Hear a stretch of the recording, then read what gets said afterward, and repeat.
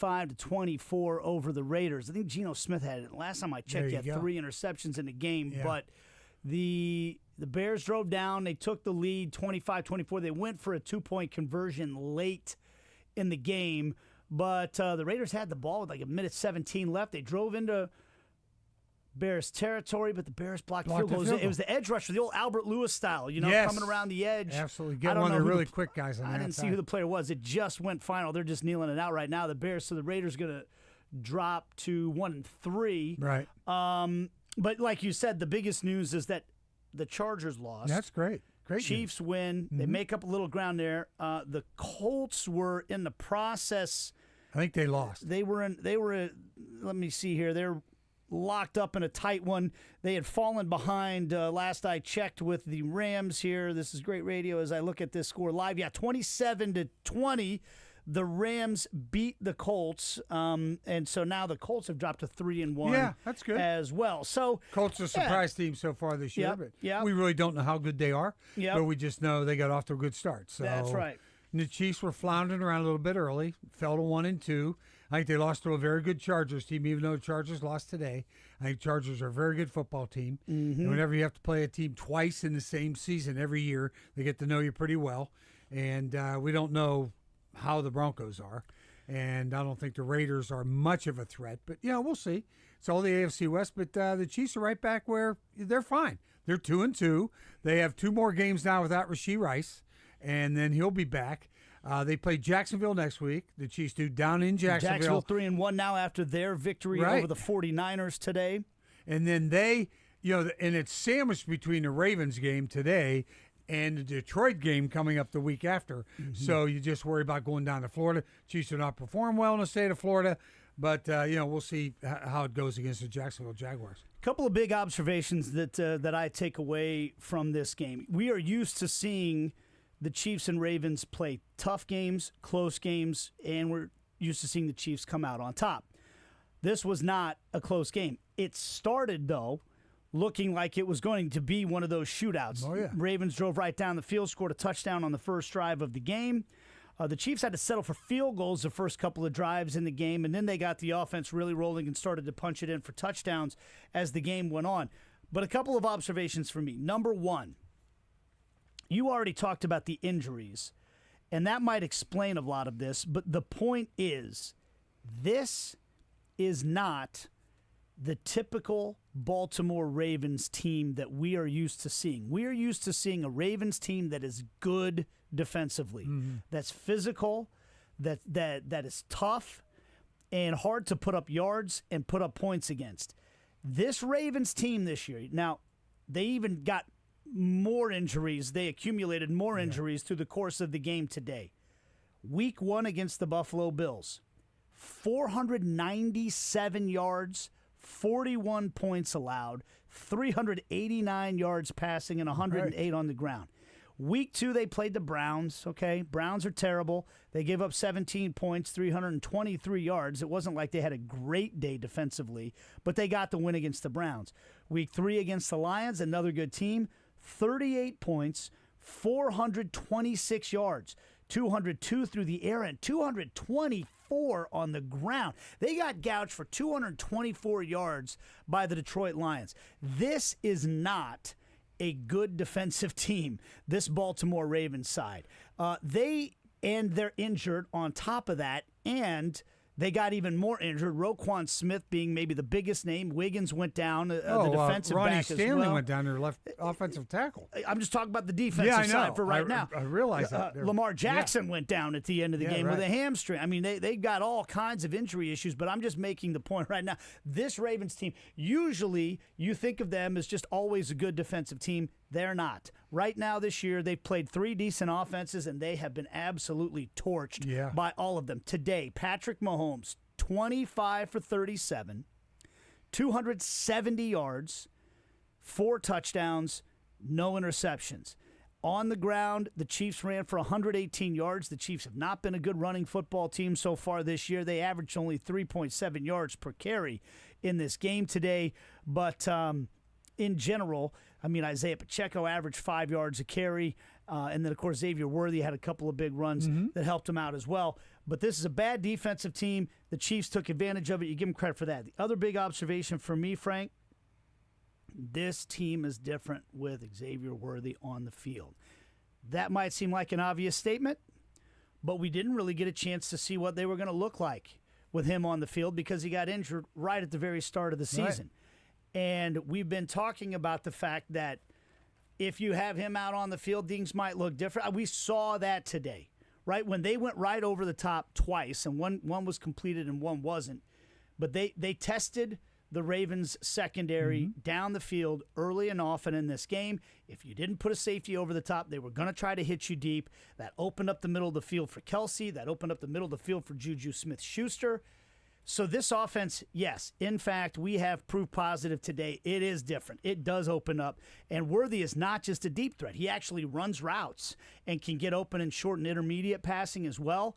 And as you mentioned, with 2 games left until Rashee Rice comes back, this offense is going to be just fine if they can keep those wide receivers healthy. Yeah, they really will. And if they can get the running game going.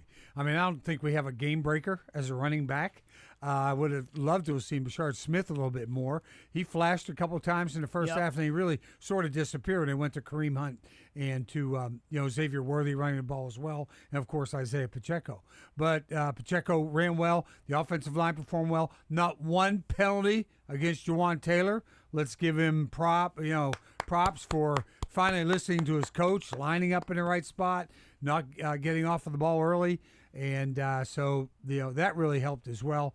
But we saw Patrick Mahomes go into center a few times today to get the running game going as well. That really helped. And as soon as the running game started to move, that's what opened up everything else for this team. So it's really important to get both of those things going. And they did it today. And, hats off the offensive line. They did great today. They were getting hammered for the way they'd been playing recently. So they played way better today. Patrick Mahomes was electric today. I think they had 382 yards of total offense, which is really a good sign. They're going to go to Jacksonville next week to play the Jaguars, who are playing pretty well this season. We'll see how that goes against a team like the Chiefs. And then, of course, they have to come back home and play the Detroit Lions, and that's going to be a really interesting football game. So it'll be fun. I mean, and then after that game's over, it'll be, Rashee Rice will be back. Where he will be after being away for 6 weeks will be interesting. I think he's going to be in pretty good physical shape. Whether he's in pretty good game shape or not, I don't know.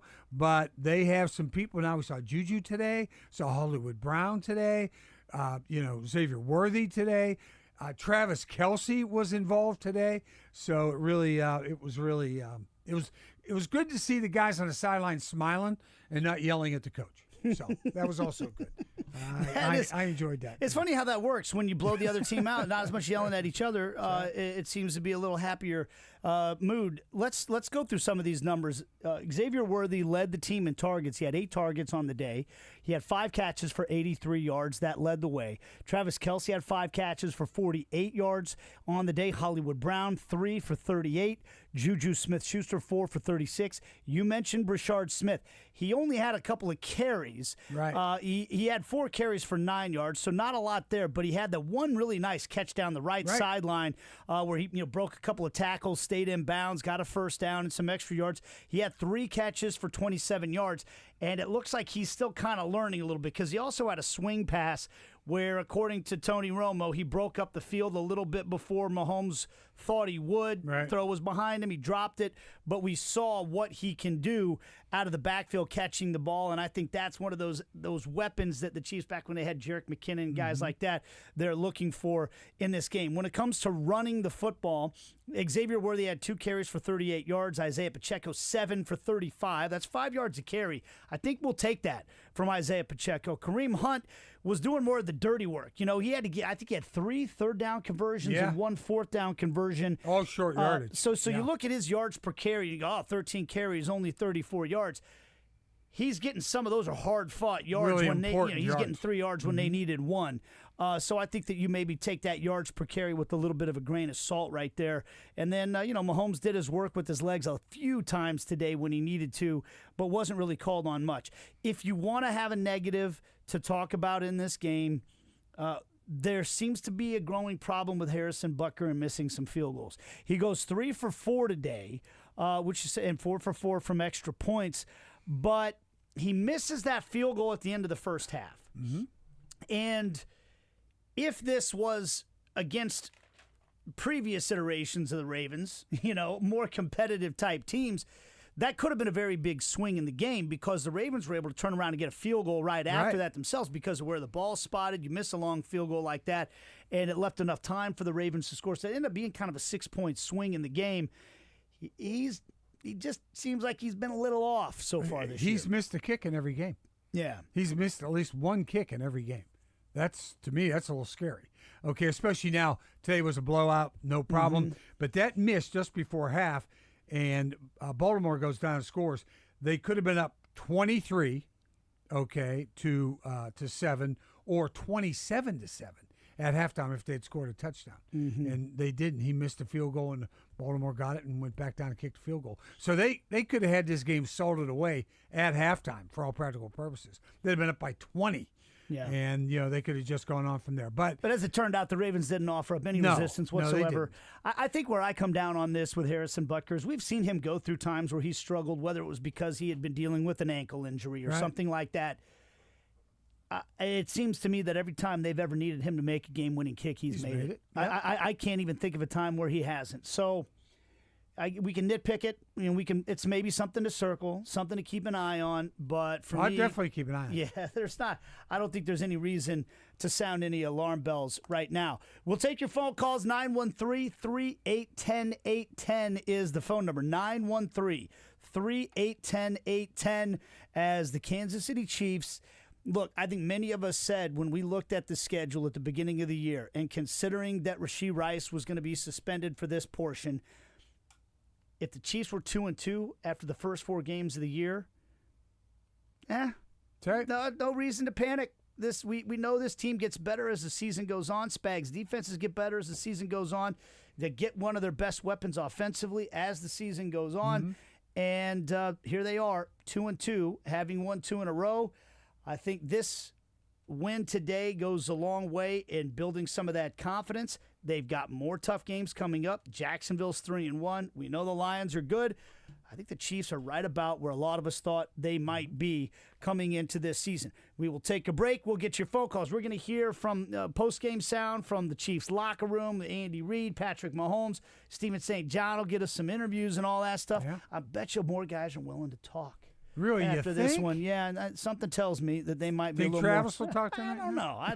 I don't know. Or we're going to wait till Tuesday. We'll wait till the podcast comes out, maybe. But he had a good day today, and the Chiefs get a good win, 37-20 over the Ravens. You got the old guys, Nate Bukaty and Frank Boal, kicking it with you in the studio. You're young enough today. to be my grandson. Yeah, Don't talk to me about being old. Hey, man, I got some gray hairs on my head these days as well. It just means you're really old. But we're brought to you by Boda Box Wine. Kick your tailgate up a notch this football season with Boda Box, the ultimate tailgate wine. Back after this with your phone calls on Sports Radio 810 WHB. The Sports Radio 810 postgame show is presented by Boda Box Wine.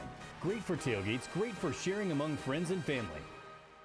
You can do more in the fall to help your lawn than any other time of the year. This is SSJ. Custom Lawn are my go-to guys. Late summer and early fall is the best time to seed your lawn. There's a lot of confusion over whether you should power rake, verticut, aerate, seed, and what type of seed to use. Do you need to fertilize when you seed or not? Custom Lawn has renovation packages that include 3 follow-up visits throughout the fall. Make the call today to Custom Lawn and Landscape at 913-782-8315 or online at customlawn.com. Don't leave your roof to chance. Leave it to Pyramid. A bad roofer can cost you thousands in leaks, repairs, and sleepless nights. Pyramid Roofing has been protecting Kansas City homes for over 30 years, using top quality materials that stand the test of time. Call a roofer you can trust. Call Pyramid Roofing today at 816-966-1101 or visit pyramidroofingkc.com. Pyramid Roofing, your home deserves the best. Hey, Kansas City, this is SSJ for Window Nation. Now's the best time of year to replace your old, drafty, cheap, or builder-grade windows, and Window Nation can get the job done in 1 day or less. Right now, when you buy 2 windows, you'll get 2 free. Plus, you won't make any payments for 2 years. That's right, no interest, no monthly payments, and no down payment. Don't miss out on Window Nation's most...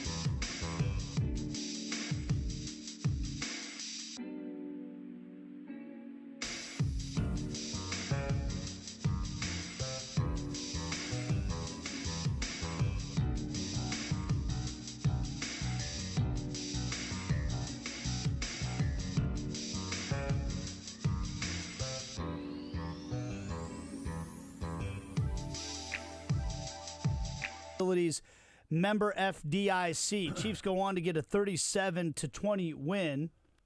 Say that again. And I chose that for the play of the game, Frank, because the way the game started, the Ravens had opened up on a 9-play, 70-yard drive down the field for a touchdown. The Chiefs come back on a 9-play drive to kick a field goal.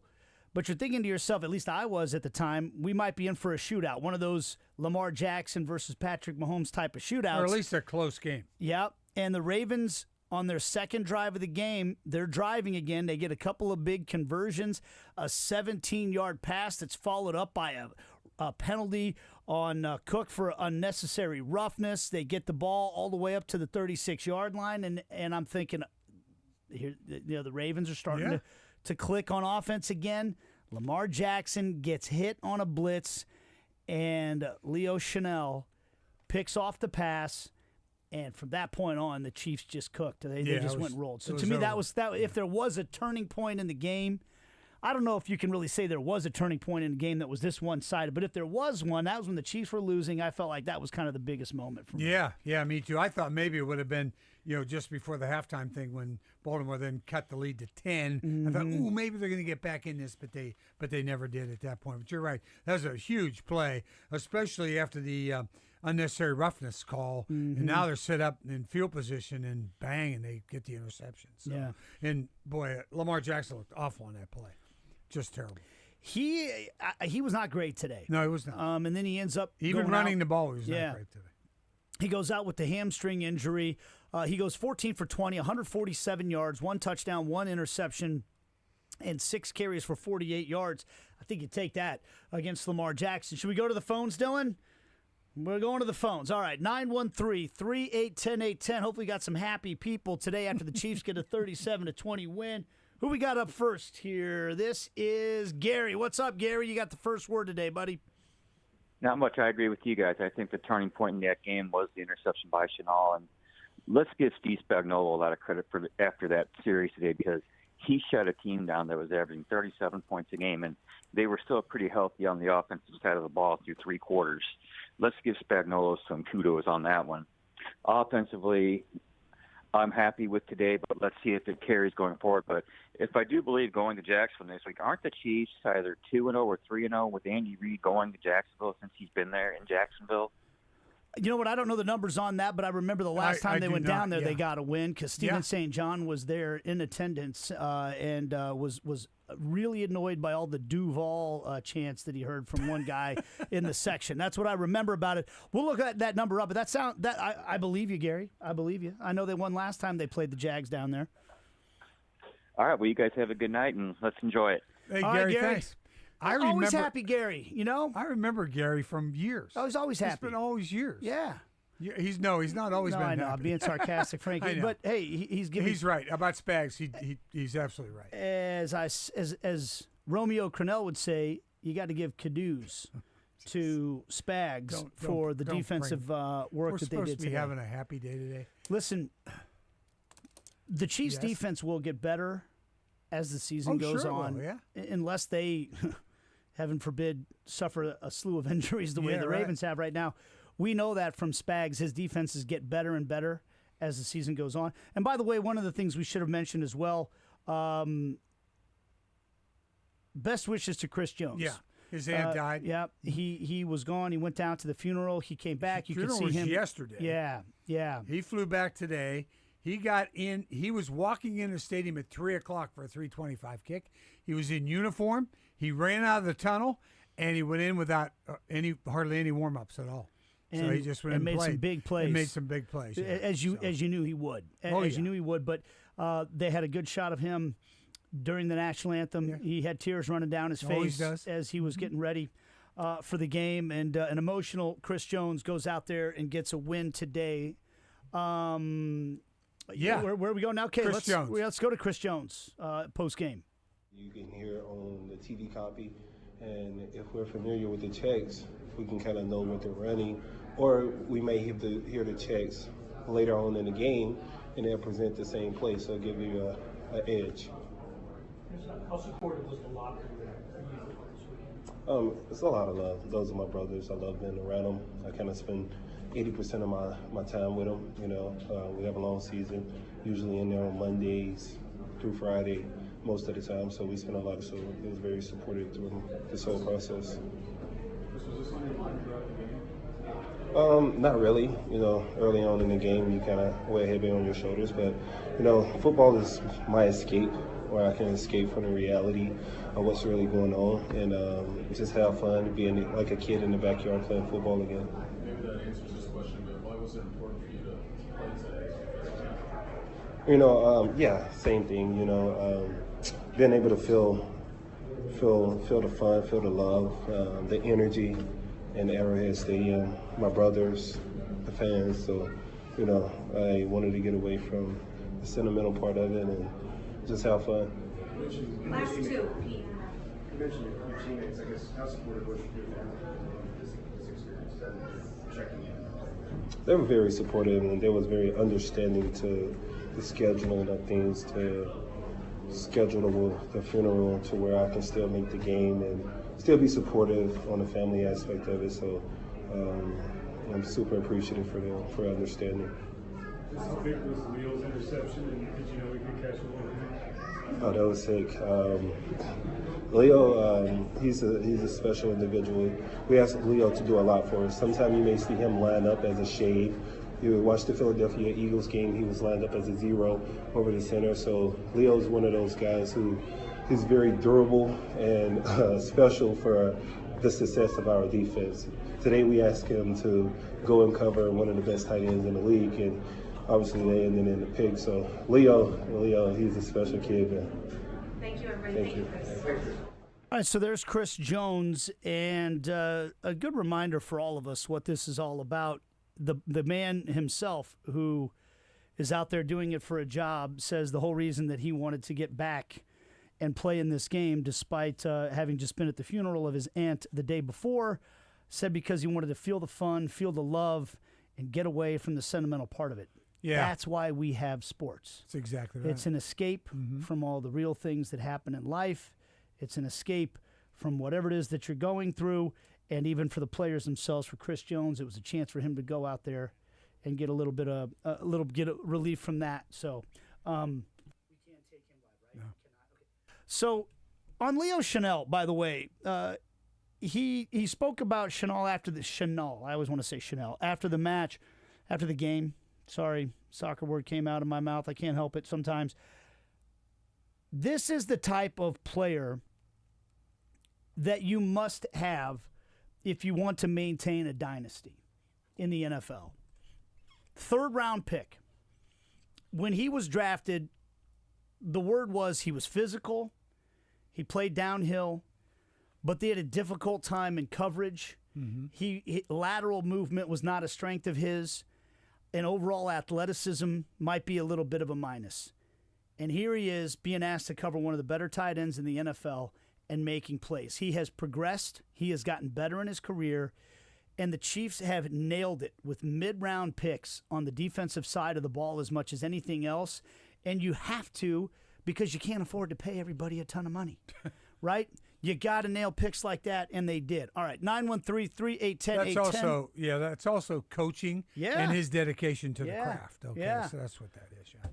Caduce to Spags again, right? Again. Chiefs developing players, and Chenal, one of those guys. Let's go to Jerry next. Good morning. I'm used to doing the morning show, Jerry. Hello, Jerry. How are you? Hello. From St. Joe, it's still evening, though. Okay, all right. Sun's going down, not up, huh? I'm a happy caller, and this is the second time I've got to talk to you personally, and I wish to thank the Godfather, Frank Boal. I've been listening to him since, I think, the 90s. I was a bartender in a sports bar in St. Joe, and now I just retired at 59. But I wanted to call and say something about the offensive line. I think Frank mentioned it earlier, but I didn't hear Kingsley's name mentioned, or Josh Williams, or Juwan Taylor. Right. And the only thing I heard was Creed Humphrey, because he did a good, turn or whatever to help somebody run up through the middle. That was a really good play. And then I heard about Trey Smith. The only reason I heard about him was because he got injured, but kept playing and did really well. That's awesome that this offensive line did so well. And I'll go ahead. You guys have covered everything already, but I wanted to say one more thing. Reflect back when you guys were talking to Tim Grunhard.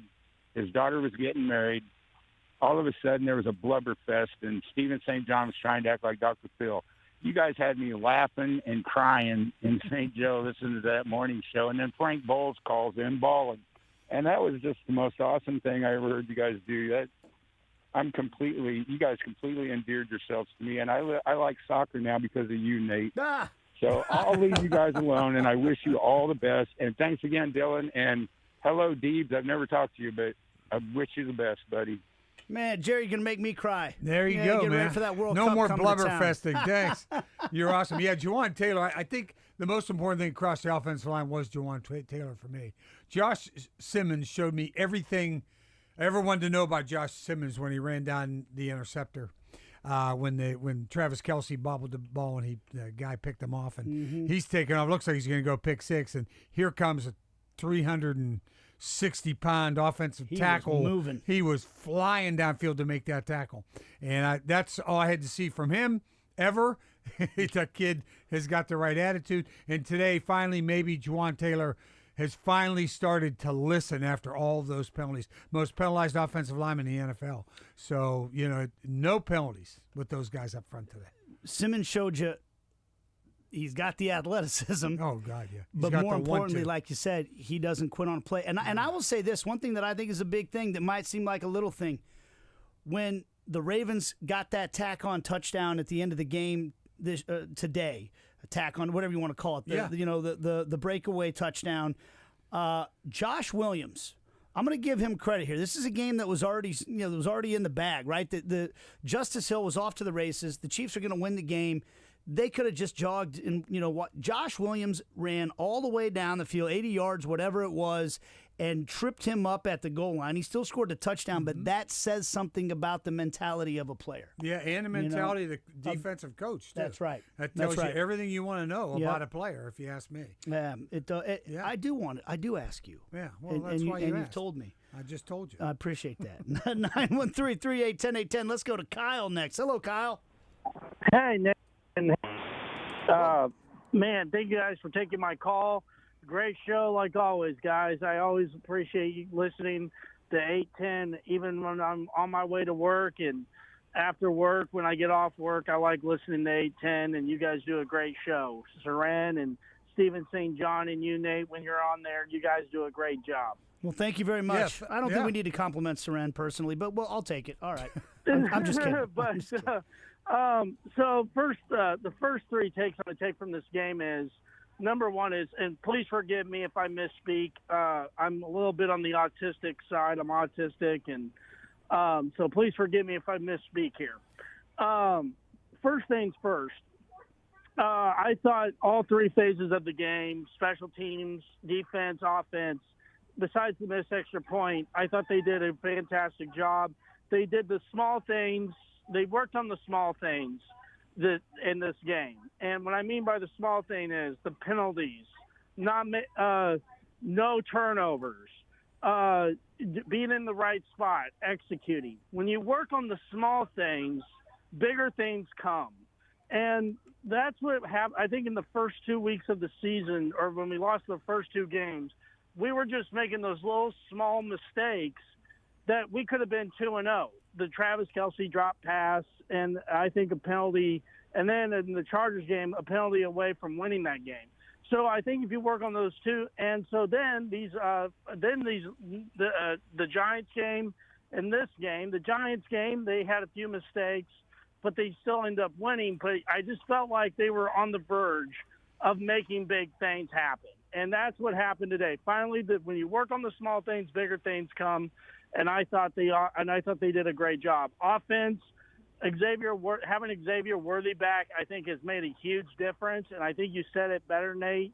I think you said it when we get Rashee Rice back, this offense is going to be a juggernaut.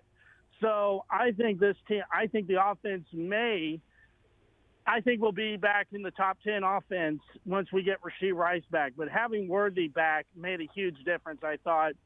And I think they need to keep working on the run game. And those are my takeaways. I'll listen off the air, guys, but thank you for taking my call. Thanks for the call.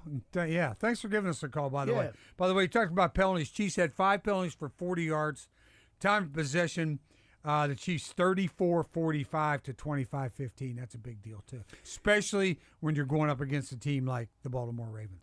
Just like I would encourage everybody through the first 2 weeks of the season not to overreact to the losses, we also probably should check our enthusiasm. I don't want to damper anybody's enthusiasm, but just keep things in perspective here with this offensive line, because again, they were going up against a bad defense today. They were. And a banged up defense. Injured defensive linemen, injured linebackers, and so yes, a big step in the right direction for the offensive line. The absence of penalties being a big part of that as well. Now we got to see them continue that and do it against better teams, because usually, like I've said at the beginning of the show, you would see them do this against the Ravens. You go, okay, it's a good defensive team. No, there's a bad defensive team in the Ravens right now, but the Chiefs, all you can do is play against the team you played against, and they did. Let's hear from the man who made a difference on offense, Xavier Worthy, at the podium right now. No, I'm glad it was just happening on the first play, so I could get it going. I didn't have to play scared. And just to go back a little bit, can you just describe what it felt like when you got hurt, and how concerned were you about your timetable to come back in those initial moments of it? When I got hurt, I mean, I was trying to get back in immediately, but I just couldn't lift my arm. But I mean, when I got hurt, and then when I got back to KC, I was trying to get back in as fast as possible. I mean, the coaches, I mean, they know how I am as a player. I mean, they probably held me back for myself more than anything. I was trying to get back out there at the same time. So, I mean, I never had no worry about me coming back. Have you ever had an injury where you missed a lot of time? Because I hear guys like come back from ACL talk about, I need to get that first hit. So it's just kind of interesting to hear you say that. I mean, I had injuries before, but you would never know because I always play through it. So nothing significant where you missed time? No. Xavier, how tough was it to watch last week? You were close to playing. What's it been like to not be out? I mean, it's been super tough watching. I mean, I never missed a football game like in my life. So that was like my first time ever like just sitting on the sideline watching the game. What are you most impressed with your performance today? You showed a lot. I mean, I'm just happy to be back out there with the guys. I mean, just being back out there and having fun with the guys. I mean, you see the videos in practice of me dancing and stuff like that. I feel like that's what it felt like. Can you that 4th and 2 where Patrick sprints out to the right and hits you in the flats? Can you take me through that play? I mean, it was just like a little quick pick play to get the first down. I mean, I tested out the shoulder on that play for sure. Generally speaking, what did you make of Patrick's game today? Just how solid it was? I mean, that's just Pat day in and day out. I feel like we're just going to keep growing. I mean, that's just the chemistry that we built and the chemistry that he's building with Taekwon. The chemistry he's building with Hollywood, too. I mean, it's only our second year and first year, so just keep building that chemistry and keep stacking. Xavier, on the 35-yard run, can you just describe what you saw in front of you? I don't know if Josh was out leading the way or how Patrick described it that way. Yeah, I saw Josh out in front. When I passed Josh, didn't see nothing else. Vision got blurry. I was super tired. Did you know that they were going to? Did you expect to play as much as you did today? And oh yeah. Did you feel that was part of the game plan? When I talked to Coach, he was like, "How you feel?" I was like, "Coach, when I'm going out there, I'm doing everything. I'm not trying to be limited." So it was what it was. After your long catch, were you a little gassed on the? Oh, I was tired. Couple more guys. Hey, did you in fact kind of protect your shoulder on the run with the 35-yard run where you tell didn't want to challenge it there? Or yeah, I mean, it's Roquan Smith. I'm definitely not challenging. Hey, Xavier, Hollywood said that he could tell you were excited to get back out there. What would you have seen from you this week? Just the excitement. I mean, shoot, me missing those 2 games, like I said, I never missed a game in my life. So just coming into practice, I knew I was playing. So I'm always like the guy that spark the energy, get the guys going. Like we got the handshakes going, the dancing and stuff. So I mean, I just wanted to get ready to get myself mentally ready to play. We talked to Travis in the locker room Friday before the game, and he said he just felt terrible that he hit you and knocked you out of things. What's he been like for you the last few weeks as a supporter? What do you say about that? Man, Trav, like he's the biggest hype man on the team. So just always just hyping guys up and just telling me, man, like good. I need to, and I'm always a guy just to step up. So I just want to step up for the guys. Thank you, everybody. Thank you. So there's Xavier Worthy. He mentioned a couple of times there how tired he was. Yeah. One of the things we don't really spend much time talking about in football is fitness. Like cardiovascular fitness, because it's a sport where you got your huddles. You get to take a break. You sub in and out. You're on the bench half the time when the other team's on the field. But when the Chiefs' offense has been at its best under Andy Reid, fitness becomes a big component. Do you remember the way they used to use Tyreek Hill to just run defensive backs into the ground? Well, straight down the field, but also side to side. They would run him in sprint motion from one sideline to the other. Just make it. I remember Chris Harris Jr. talking about that, how he needed bags of IVs during the games because he had to sprint 50 yards from sideline to sideline before they even snapped the ball. Then they got to chase him 70 yards down the field and then go back and line up and do it again. And those types of things do have an effect. And Worthy's the first guy the Chiefs have had since Tyreek Hill who you can use like that. He's not the same as Tyreek Hill because he's so much skinnier. That's the one thing about Tyreek. He's easier to tackle. Yeah, Tyreek was strong. He was short, but he was thick. Worthy's not that guy. And you heard him say there when he saw Roquan Smith, he just went down. There were a couple times today when he just went down before contact. Or ran out of bounds. And I say, thank you. Yeah, that's a good. That is what you do when you're built like him. The greatest show on turf. They were the first guys to really start doing that in the NFL. The old Dick Vermeil wide receivers that played for the Rams, they'd take their 18-yard catch, and then they would hit the ground. Yeah, or they'd step out of bounds. Step out of bounds because you live to fight another. They need Worthy on the field. Yeah, sure. They don't need him lowering his shoulder into linebackers. Especially with Rasheed Rice on. And the other thing about it is what you don't see. He said he was dead tired. You're thinking, well, he only did this play, or only did that. I said, it's the plays you're not watching him or you don't see him. He's still going full blast wherever he's going because that's what opens it up for everybody else. That's the way offenses are formulated. Okay, you run this pattern as hard as you can this way, then we're going to slip this guy underneath you. You see the catch from the guy underneath, a Travis Kelce or a Noah Gray or somebody. He's catching the ball underneath. But you haven't seen that the wide receiver had to go 60 yards down the field to clear out the space and then turn around, like you said, and do it again. Everybody loves the big wide receivers, and I get it. I mean, you see Jamar Chase and Justin Jefferson and guys like that you can just throw it up to and they can go get it.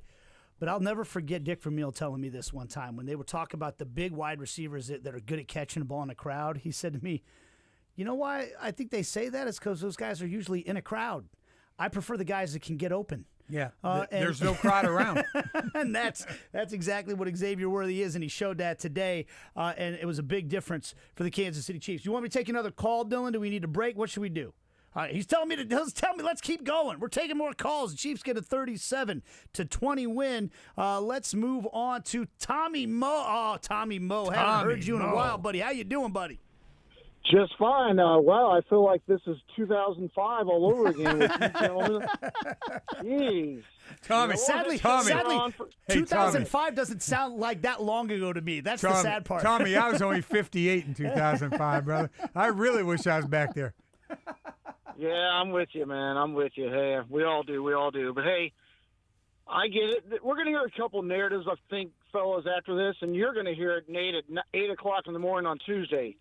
Well, they beat the Ravens JV defense. True. They had 6 of their starters out.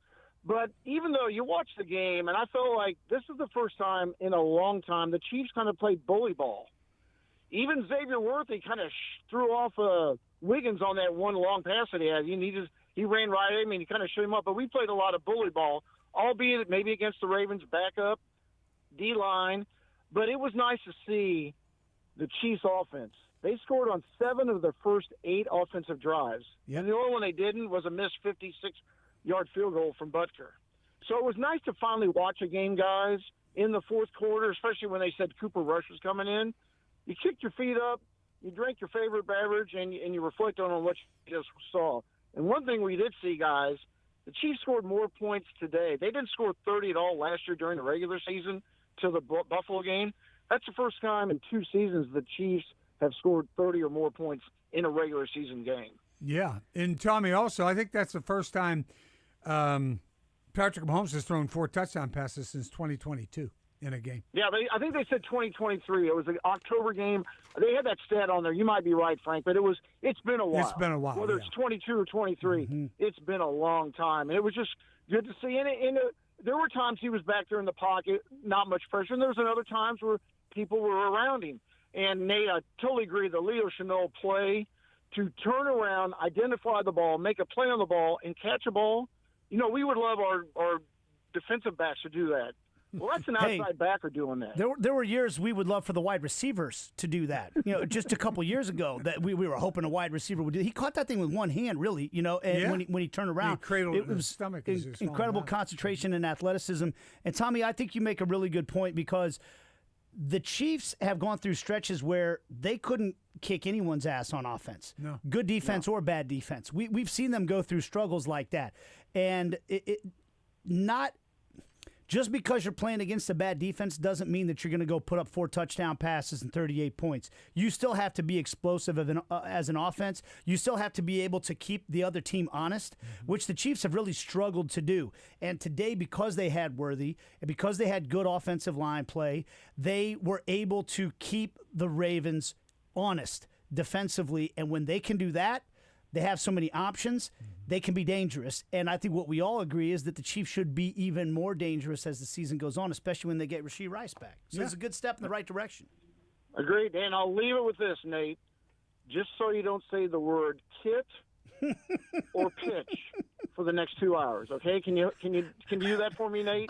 I've already dropped a match. I already called it a match at one point, man. Hey, Tommy. Good luck. Yeah, no joke, gentlemen. I enjoyed it, gentlemen. Have a great one. Hey, you too, Tommy. That was a proper phone call, Tommy. Oh, God. That's what I would say to that. Just did it. And a proper pour. Oh, man, the Chiefs get a 37-20 win over the Ravens. It is crazy how fast things can change in the NFL because we can sit here and say the Ravens a bad defensive team, but they are right now, and the Chiefs made them pay. They took advantage of it today, and they dominated. They dominated. They absolutely dominated the Baltimore Ravens. If you would have said that coming into the season, everybody'd be happy. By the way, just a couple of things here. Number one, Andy Reid, his 200th game as the Chiefs head coach. He coached 244 games in Philadelphia, and that's phenomenal. 444 games. It's just incredible. And Patrick Mahomes, when he hit Pacheco with that touchdown pass, that was his 250th touchdown, the youngest player to reach 250, and he just surpassed Dan Marino by 1. They were tied. And he also did it in the fewest number of games. Yeah, fewest number of games. 16 games for Patrick Mahomes. Incredible. And he's still going. All right, let's take one more call, especially because he's from my hometown. We got Dan from KCK representing the Dot. What's up, Dan? Are you there, Dan? Oh, I got to punch you up there. Frank on Channel 4. So how you guys doing? It was a great game by the Chiefs. It helps with getting Xavier Worthy back with 85 yards and a touchdown piece by all other receivers, and the running game will pick it up. It takes some time, but they got the running game to prove it. With Pacheco and Kareem Hunt, and the defense. How about the defense? You're doing the job on Lamar with a turnover and an interception, and things will get better with Rashee Rice coming back, and everything's going to be all the same. So take care of yourself, guys. Take care of the Jaguars next week. Take care. Hey, thank you, sir. Appreciate that. Dot has been heard. Representing some Red Bull as well. I think, possibly Mountain Dew. I don't know. Hey, we're excited. Yeah, everybody's excited. Everybody is. Chiefs got a big win, 37-20. Everything's all right in the world. Want to remind you that we'll get you to the Cowboys and Packers probably around halftime of that game. Yeah.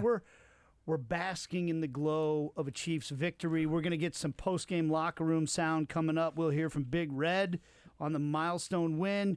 We'll hear from Patrick Mahomes. We got Todd Lebo and Steven St. John out there covering the locker room. Feeding us the post. If I was using soccer terminology, they call it the dressing room. Don't. Frank, the dressing room. No, it's the locker room, right? Yeah. Good.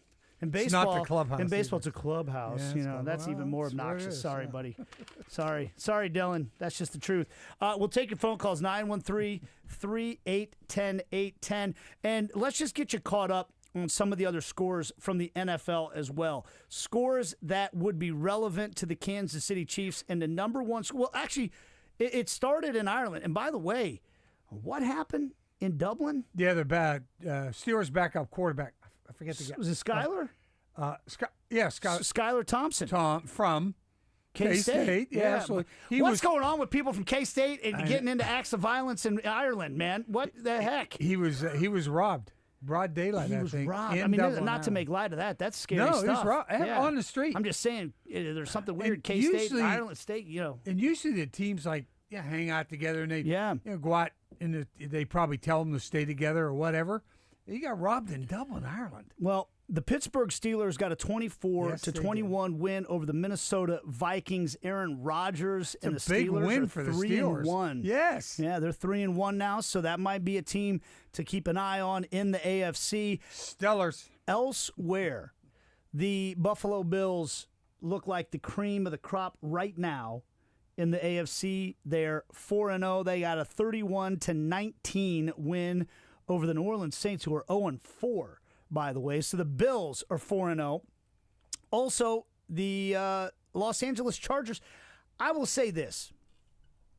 Last week, about halfway through the game, I'm texting with Steven and some of the guys, and I said, boy, it's a good thing Russell Wilson stinks, because that's the only reason the Chiefs are in this game. Because the Chiefs were stinking. But they were. But the Giants were stinkinger. They were worse. And I thought to myself, well, I mean, at least they got to win. At least they got to win. Well, the Giants turned around today. They benched Russell Wilson, and they went out there and beat the Chargers. And the Chargers, by the way, speaking of injury issues, they've already lost one of their tackles for the season, right? Right. And then today, they got another injury on the offensive line. Joe Alt went down with an ankle injury, and that really affected their offense. You lose two tackles of that caliber, and that really makes a difference. All of a sudden, Herbert didn't have time to throw, and the Chargers lose to the Giants 21-18. So the Chargers are 3-1. The Chiefs pick up a game on their division rival. The division race is back on, I think we could say. Let's see, what else? The Colts suffered their first loss of the season, 27-20 to the Los Angeles Rams. And the Jags, the next opponent for the Kansas City Chiefs, got a 26-21 win over the San Francisco 49ers, who were 3-0 coming into this game. They beat Brock Purdy. They picked him off twice in the game. It wasn't a particularly great game from Trevor Lawrence. He goes 21 for 31, 174 yards and a touchdown. But Travis Etienne Jr., 19 carries, 124 yards, 6.5 yards a carry against the 49ers, and a touchdown in this game. Everybody thought he was washed up. Well, he's not. Because the last two seasons, he has not played very well. He did not look washed up today. So the Jags, 3-1 with some momentum, are the next opponent for the Kansas City Chiefs. I'm trying to think if there's any other scores. The Raiders fall. They had a chance, typical Raider fashion. They had the ball. They had a chance to kick a field goal to win the game with about 30 seconds left. They got blocked. And the Bears come away with a win. So the Raiders are 1-3. And, of course, we'll see the Broncos tomorrow night. It's a Monday night doubleheader. Yeah. The first one's brutal, Jets and Dolphins. Somebody's got to win that game. I guess they could draw. I'm going to use a soccer term. They could draw. It's possible. And then they're both 0-3 right now.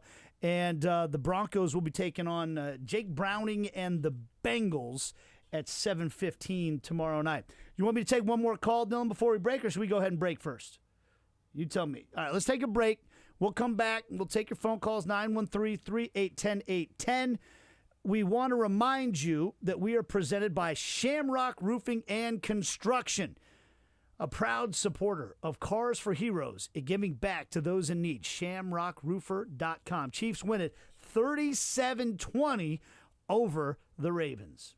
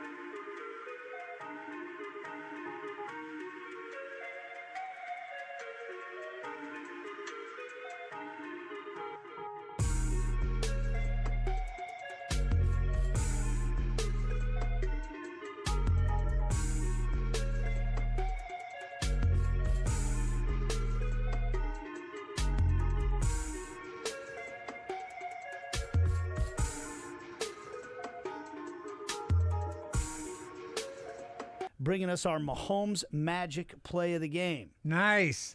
Early. See, I think you should mention Frank Boal, and you get a free toilet bowl. Bowl. That'd be perfect. You know? Maybe the Chiefs would go to the Super Bowl. See? See how all this works? Man. Maybe, team go the Orange Bowl. Yeah, who knows? Early on I was a little worried. They had those 2 drop passes early in the tipped ball in that in their first offensive series. I'm going, oh no, don't start this again. Well, it really did not start off well. It's funny because when you look back at this game and you see 37-20, the Chiefs win, and they win really even more lopsided than that scoreline indicates, because there was the big Justice Hill run for 76 yards at the end of the game when the game was well in hand and the stadium was already clearing out. But the way the game started, it didn't look that good. The Ravens opened up with a 9-play, 70-yard drive, and they systematically went right down the field. Lamar Jackson was firing passes left and right and center. They score a touchdown. The Chiefs answer with a 9-play drive of their own, but settle for a field goal.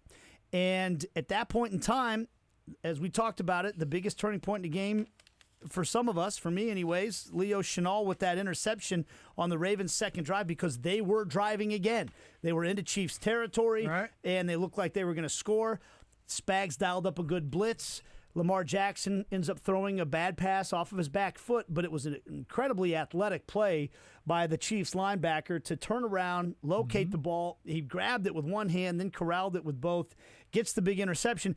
But again, the Chiefs go on a 14-play drive. Right, and one of the plays was Mahomes to Worthy for 37 yards. Yeah. And but they settled for a field goal Another again. field goal, yeah. But then the defense really started to kick it into gear at that point in time, and this was a really good defensive performance by the Kansas City Chiefs. It was. They got pressure on Lamar Jackson.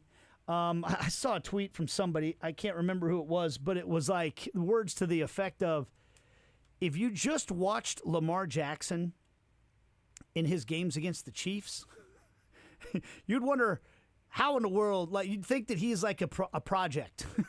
Yeah, right. He's had some good moments, but he's had some bad moments against the Chiefs as well. The Chiefs have absolutely had his number, and they seem to do a good job of containing his running ability enough. But they got him under pressure. They forced a fumble in this game as well when he was scrambling. He actually knocked the ball off his own offensive lineman, was going to look to make a block. But a really solid performance by the Chiefs defensively. Right, today. and to me, even last week when I watched them play as well, he just doesn't look the same running the ball to me. He just doesn't look as electric as he is. He doesn't escape and get the big, huge gains downfield. He might pick up a first down here or there, but I just don't see him escape and get out for those big runs like he has in the past. Let me see what his numbers just looks look like different this year. It just looks different to me. Okay, so, this is a guy, when you look at his rushing numbers, he had 2 years back in 2019 and 2020 where he rushed for over 1,000 yards as a quarterback. Last year, he ran for 915 and averaged 6.6 yards a carry. This year, here's the interesting thing. He's only got 15 carries through the first 3 games. They haven't updated his stats as of today. What do you have, 4 carries today, I think? So, one of the things that was always so interesting about Lamar Jackson to me was there are all kinds of quarterbacks in the NFL now who are passing quarterbacks who can run, right? That's what Patrick Mahomes is. Yeah. He's not a running quarterback. He's a throwing quarterback who can run. That Josh Allen is a throwing quarterback who can run. He's a different type of runner than Mahomes. He's a big physical guy, and they'll actually draw up running plays for Josh Allen. He runs as well as he passes. Yeah. But Lamar Jackson was always more of a running quarterback who can throw. And he's evolved a little bit as time has gone on. He ended up, so today he ended up with 6 carries for 48 yards. He's not running as much as he has in the past. I think not with those big, explosive 35-yard bobbing and weaving in and out of defenders and making guys miss and, lowering his shoulder and running over some guys either. Okay. I just don't see it. I didn't see it last week either. He might have had some of those runs, but he was sacked 7 times last week too. So. Mm-hmm. So he had 6 carries in the first game against the Bills for 70 yards. Pretty good. That's a good day for Lamar Jackson. 11.7 yards per carry. Next game against Cleveland, only 2 carries. Against Detroit, 7. Today, 6. I'm going to look back. I'm just going to look back last year at how many carries per game we're talking, because that's the thing that always stood out to me is you're usually talking about a guy.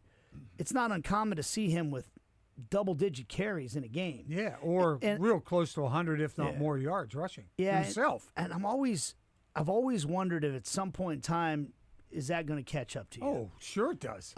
He's only 28 years old, but he's been playing in the league for a while he's been now. Getting hammered. Yeah, well, I thought he's always been one of those guys that does a good job of avoiding direct hits. But he took a few direct hits today, and maybe if you just lose a little bit of that elusiveness, a little bit of that speed, then all of a sudden those hits that are just glancing blows become real hits, and then you wonder if it doesn't start to leave a mark. And then he gets injured at the end of the game anyway. Not from that, it's a hamstring situation. That was on a play where he was tackled by somebody, Karlaftis, I believe it was, who got him down on the play. It was an interesting one. It didn't look like anything that big of a deal. He got right up. Yeah. Walked off the field. I'll be interested to see how much of it was.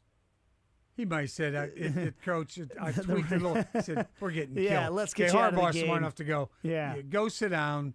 We'll go from last thing I need is my quarterback getting hurt on top of all the other guys I got hurt right now. They got some real problems with the injuries defensively for the Baltimore Ravens. We're going to hear from Andy Reid here in a little bit. We're going to hear from Patrick Mahomes, who set a new mark. He just keeps putting up these amazing numbers. He's got 250 passing touchdowns in just 116 games, the fewest games to ever do it for a quarterback in the NFL. It's really incredible stuff. The Chiefs are now 2-2 on the season, and remember back when there was a 16-game schedule and you could break it up into quarters? Yeah. I remember, Andy, well, you got to win the first quarter. And then you got to win the second quarter. Yeah. The Chiefs drew the first quarter of the season, if we were still talking in those terms. They're 2-2, and I think that's really fine. I do. They're one game behind the Chargers in the division standings right now, and of course, I guess you could call it a game and a half because the Chargers have the head-to-head. But the Chiefs will get another crack at them. It'll be interesting to see how long Joe Alt is out, because that's a significant injury for the Chargers as well. And outstanding player. And now that means both of the tackles for the Chargers are dealing with injuries right now. I don't know how you feel. I look at the Colts and the Jags. They're both 3-1. The AFC South never scares me. Never. I can't remember the last time. It hasn't been since Peyton Manning, I think, was in that division where you thought there's actually like a Super Bowl worthy team in that division. Any reason to believe it's going to – I mean, do you think that all of a sudden Trevor Lawrence and the Jags are that type of team because they're 3-1? No. Okay. Not yet. Do you think that Daniel Jones – You mean Indiana Jones? I mean, Come on, hey, man. give him credit. I give that guy a lot of credit. He's found new life. He's doing well. Do you think that Daniel Jones and the Indianapolis Colts are a Super Bowl caliber team? No, because you look at them and go, can Daniel Jones or Trevor Lawrence beat Patrick Mahomes? No. You just go, no. You Hell can't. no. Right. Hell, and Daniel Jones hadn't thrown a pick, I don't think, all year. He threw 2 today. Okay. And there's a little bit of comeback down to earth, I think, to that. So the Colts lose, the Chargers lose. And then when we look at the rest of these teams in the AFC right now, we mentioned the fact that the Steelers are 3-1. 3-1. You got Aaron Rodgers playing quarterback. They play great defense. You know, they got a great coach. You know, you get them in the playoffs that time of year, whether it's here or there or wherever it is, that would be a pretty formidable team to me. Yeah. I mean, they don't scare me, but I mean, they could, that one day, if, Aaron Rodgers is on his game and they're playing great defense, that's a scary situation. But we got a long way to go. It's the Buffalo Bills. It's the Buffalo Bills. Yeah, it's the team. I mean, Josh Allen. Unless something drastically changes for the Ravens, it was interesting listening to the television broadcast. Tony Romo kept saying, "I'm not worried about the Ravens. I wasn't worried about the Ravens, but now they got so many injuries, I might be worried about the Ravens." Not only that, but everybody's saying the Ravens can lose this game, can afford to lose it more because the AFC North is not very good. And all of a sudden now, here's the Steelers. Okay, Browns have played okay, all right, but I mean, now all of a sudden here's Aaron Rodgers and the Steelers. And the Ravens are supposed to walk away with that. They're not going to walk away with it at all. Not now. Not being that injured. In week 1, the Ravens gave up damn near 500 yards. Yeah, 497 yards. I know it was the Bills. The Bills are the class of the AFC right now. Whatever, but then they also gave up 426 to the Lions. Right. This Ravens team is not. Look, and things could change. I guess some guys can get healthy. They're not the Ravens team but of the past. This is not the Ravens team we've seen in the past. But I'm not going to take anything away from the Chiefs' win today. No. Huge win. They needed that win, and they got it. What I'm laying out for you is the Chiefs are 2-2, and there's nobody they should be worried about in the AFC. The only team that right now looks like they are an elite team is the team that they beat every year in the playoffs. Yeah. That's the only one, right? And maybe this will end up being the year that Josh Allen and the Bills finally do it. But I'll tell you what, when we get to the end of the season, we'll see. And these two teams are getting ready to play each other, who are you going to back? The team that wins every time they play the Bills in the postseason, or the team that chokes every? Not they don't. Choke's too strong. Choke is too strong of a word. But the team that can't get over the hump against the Chiefs every time they play them. So the Chiefs have that mental edge of knowing that they win every time, and the Bills have that seed of doubt. But the point I'm getting at here, Frank, is that at 2-2, the Chiefs are in fine position. They're fine. They are fine. They would have been fine probably at 1-3. Okay, they might have been, and that would have been a harder case to build, right? We'd be sitting here right now, and I'd be trying to tell you, and you'd be going, "No, they got all kinds of problems," because they have shown problems. Sure, they didn't look great last week, even against the Giants, and not everything is fixed because they went out and they beat up a beaten up team. Yeah. But as we said, they're going to trend positively. We saw today what they can be with Worthy on the field. In 2 weeks, after 2 weeks from now, we're going to get to start to see what they look like with Rashee Rice on the field. Right. I'm going to go ahead and say I think we're going to see more from Brashad Smith as the season goes on. We got a little taste of that today. This offensive line, I believe, will continue to gel as the season goes on.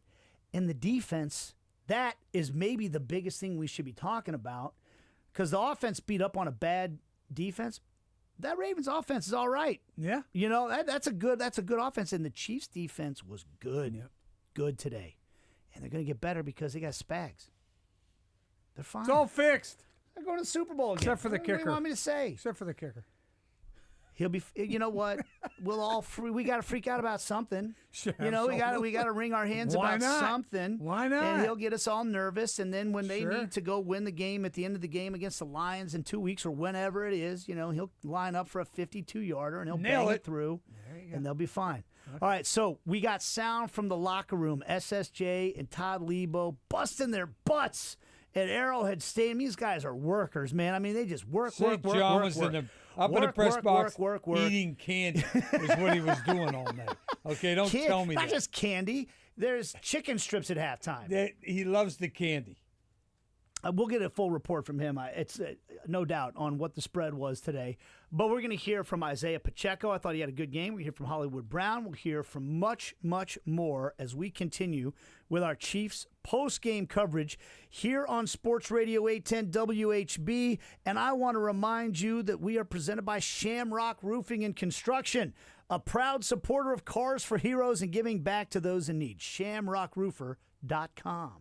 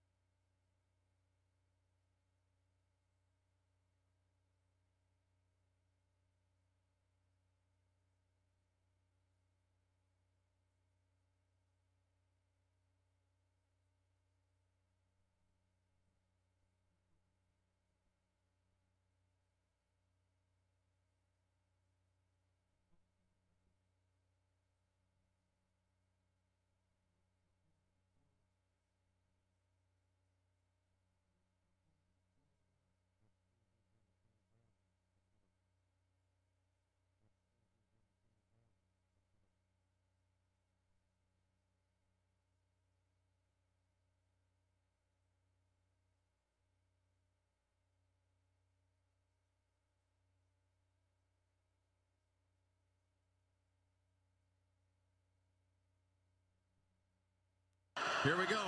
And Derrick Henry's not in the game, so I'm not expecting a simple handoff, right? Don't allow Lamar Jackson to fake it and use his legs. The blitz again, and the pass is just thrown to the sideline. Spags delivered up the blitz. Bolton and Karlaftis again, the combo. The pressure comes right up the middle. Nowhere to go with the ball. That's our Stack the Box defensive play of the game, brought to you by Box Wine. Kick your tailgate party up a notch this football season with Box, the ultimate tailgate wine. Box is the premium boxed wine that wins with wine critics. Box, this is how we Boda. Please drink responsibly. Sponsored by Box Vineyards, Manteca, California. Please drink responsibly, drive responsibly. If you're coming home from the game, the Chiefs get a 37-20 win over the Ravens. Fourth down conversions, massive in this game. That was one where the Chiefs sent the house. Just under 3 minutes left in the first half. Lamar Jackson just had to chuck it up in the air. It was an incomplete pass. Chiefs take over on down. 6 plays later, boom, boom, boom, boom, boom. Touchdown pass to Isaiah Pacheco, and all of a sudden the Chiefs are up 20-7, and they cruised from there. Fourth downs on the day, Frank Boal. The Chiefs, 4 for 4, without using any quarterback sneaks, mind you. They handed the ball to Kareem Hunt, and it worked. They went 4 for 4. Like the that? Ravens, 1 for 4. Yeah. And we saw them going on a 4th and 1 from the shotgun with no Derrick Henry on the field. Yeah, I know. How crazy is that? Nuts. Yeah, they came up short a couple times, and Spags' defense just really, and without, I guess Ronnie Stanley wasn't in the game anymore. They're going to have a really tough time trying to keep out the Chiefs' defense. So. And credit a couple things on Spags. He coaches the blitz as well as any coach in the history of the NFL. His players time their blitzes incredibly well, which is so important. And disguise them. They disguise them incredibly well, but his defensive backs cover guys. You know, they when you blitz, pressure helps. When you blitz, though, you're leaving those corners exposed. You're leaving those defensive backs exposed, and they hold the fort down really well. Leo Chenal had our defensive play of the game. We're going to hear some locker room sound now. He had that big interception on the second drive of the game for the Ravens when they were leading at the time, and Steven St. John caught up with him in the locker room. Can you take us through that one-handed pick? One-handed, chill out. It was guys getting pressure up front, which is huge, especially with Lamar. He's able to escape a lot, so it's a great quarterback. Just trying to contain him is the ultimate challenge, and on the back end, we just got to do our best to plaster in coverage. So that's all it really was, is plastering, and I'm just getting my head around. What are the keys to controlling their offense? What did you see this week that you thought you guys could maybe do? I think guys were really sticking in coverage. We hammered, like I just mentioned, plastering in coverage, getting good push up front, even when we weren't blitzing. He did get some of the leaky runs out there, but for the most part, and we got some good turnovers. Fourth down stops and turnovers, I think that was the biggest thing. You're not going to be the next defensive guy that wants offensive reps now that you can catch the ball, are you? I'm just trying to do good at my job and trying to help out the defense. Locker room, a lot of bounce today. Did you guys need a total performance like this to kind of breathe a little bit? It's definitely motivating and energizing when everything's clicking. Offense, special teams, defense, all those, and guys running off the field, yelling, every single all 3 phases just yelling and get each other going. It's nobody's dead, everybody's just energized. So it definitely does feel good, especially at home. How did it feel to get out there and play with a big lead? Had a lot of close games, but now this one kind of got away from them, and you guys were able to coast in. It feels good, but at the same time, we just treat it hey, reminding each other 0-0. Just do our jobs. That's how you get yourself in trouble, is feeling too good about yourself. So I think a lot of our guys took a great approach at just doing their job and executing, and a lot of us guys take pride in it. We want to finish out the game strong, not just win. No guarantee that Chris Jones is going to be here on time. What was it like to have him back and ready to go? It energizes, dude. You see him walk in the locker room, the playmaker that he is, just energy, personality that he is. So definitely just energize, get the guys going, and obviously we're praying for him, and it's a difficult time, but it's good to have him back. Leo, you're trailing Andrews down the field on that one. What did you see to Was there something you picked up on to turn around when you did? I was just doing the best to key his eyes. I honestly kind of struggled with that, in the past in college and stuff, and I was kind of always a run-stopping linebacker. So, over the years, and especially this year, just trying to work my eyes in coverage. Learning from these guys that are a little better than me in coverage. So, it's definitely been a blessing. Nick said that was a blitz you guys just put in this week, but you worked on in training camp. Yeah. It definitely worked out. We got good pressure, and some of those things are one call deals. So we got to take advantage of it as best we can. Could you sense how big of a momentum change that was? Because they had gone down, got the touchdown, offense answered the field goal, but they're driving again, and it seemed like it was all Chiefs after that one. Yeah, we just play off each other. That's the biggest thing. Whether it's a kickoff return, fourth down stop, turnover, I feel like our guys are just ready to play, and gives a little boost when we're making plays for each other and hyping each other up. Speaking of which, most points in literally 2 years for the offense. Was it good to see them with some joy on the sideline again? It was so cool. That's what makes football so fun. Obviously winning games is the ultimate thing. But just seeing the look in each other's eyes and looking across and seeing each other and hey man, I got you, you got me. Let's just have fun with it now. And I think we had a lot of fun. You guys feel like you maybe started to turn a corner at halftime of that Giants game? That's 6 pretty damn good quarters in a row right now. I can't name a single thing. Obviously numbers say one thing, but we just got a lot of guys, like I said, having fun and doing their job and hyping each other up. That's the biggest thing. Awesome. Thank you, Leo. All right, thank you guys. So he was asked about the one-handed interception. He said, "Just chill out." He did start the catch with one hand, and then he brought it in. It was a great play. I was glad to hear him say it because that was what I remembered the scouting report being on Chenal when he came out in the draft was run-stopping linebacker, not the greatest lateral movement, not the greatest in coverage. He said he's really been working on it. And eyes. The work has paid off. Yeah, he read the eyes of the checking receiver. the eyes of everybody now, which he never did, and He's actually talking about the fact we didn't think he wasn't very good in pass coverage when he got here. Was known for that on a scouting report, and was known for that, in the draft. And all of a sudden, he's worked on his craft, and that's what he's doing. Player development still matters at the NFL level. All right, speaking of player development, Taekwon Thornton was a guy that people were a little excited about coming out of camp. Maybe there's a chance they found a guy that could be a little bit of a deep threat. And I don't know what the expectations were for most people, but I would say he is. I'm usually pretty leery about training camp darlings. Well, today he had one catch for 11 yards, and that catch was a touchdown. Let's hear from Taekwon Thornton after the game. Take us through that touchdown catch, what you saw, and how it happened. Yeah, guys getting injured. The touchdown catch, man, shell coverage, seeing the safeties, roll a little bit. So kind of me against the backer, kind of nodded him at the top to, trying to sell a different route than good ball by Pat. Taekwon, that's 3 in 3 weeks for you. Talk about getting just more comfortable in this offense here. Yeah, man, definitely getting comfortable. We're getting some guys back, so it's making it kind of easier for us, man. These guys can go out there and just play us in man. So they're trying to do a little bit more zone. So that's where we eat the soft coverages. How nice does that have an X back, just opening everything up for everybody else? Man, you can see it out there, man. We're glad to have him back. He's out there running fast, man, making plays left and right. Great addition to this offense. How much do you guys feed off the defense, too? Because Baltimore's driving, they get the turnover, they get another one, and they get the stop on downs, and you guys just start rolling off that. We definitely feed off the defense, man. Them guys went out there, man, played a great game, man. Give us more opportunities to go out there and put points on the board.